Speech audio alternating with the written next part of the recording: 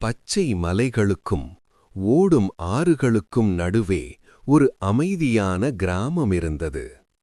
அந்த கிராமத்தில் முருகன் என்ற ஒரு வயதான விவசாயி வாழ்ந்து வந்தார். அவர் பணக்காரர் இல்லை, பிரபலமானவரும் இல்லை. ஆனால் அனைவரும் அவரை மதித்தார்கள். ஒரு நாள் கந்தன் என்ற இளைஞன் அந்த கிராமத்திற்கு புதிதாக வந்தான்.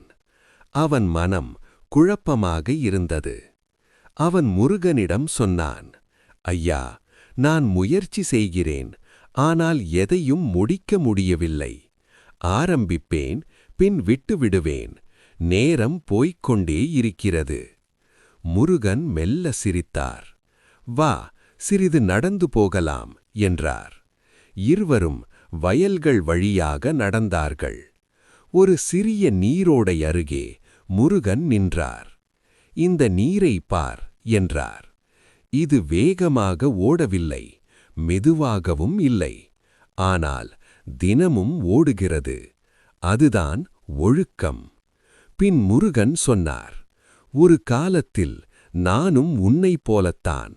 பல கனவுகள், பல முயற்சிகள், ஆனால் எதிலும் நிலைத்திருக்கவில்லை.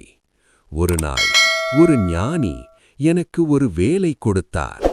ஒரு மாதத்திற்கு தினமும் ஆற்றிலிருந்து தண்ணீர் எடுத்து ஒரு தொட்டியில் ஊற்ற சொல்லினார். எளிதான வேலை, ஆனால் தினமும் செய்ய வேண்டும். சில நாட்களுக்குப் பிறகு என் மனம் மாறியது. சிந்தனை தெளிவானது, மனம் அமைதியானது.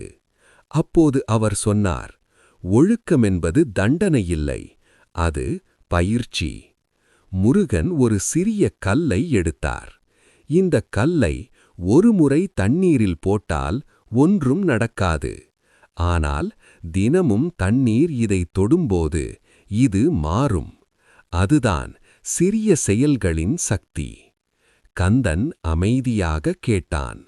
முருகன் சொன்னார், ஒரு விஷயத்தை தேர்ந்தெடு. தினமும் சிறிதாக செய். போரடித்தாலும் செய்ய வேண்டும். வெற்றி ஒரே நாளில் வராது. தொடர்ந்து செய்வோருக்குத்தான் வரும். அன்று முதல் கந்தன் மாறினான். பல விஷயங்களை விட்டுவிட்டு ஒரே பாதையில் நடந்தான். மெதுவாக, ஆனால் உறுதியாக. அவன் வாழ்க்கை அந்த நீரோடை போல அமைதியாக முன்னேறியது. இதிலிருந்து கற்றுக்கொண்டது, சிறிய நல்ல பழக்கங்கள் தினமும் செய்தால் பெரிய மாற்றம் தரும்.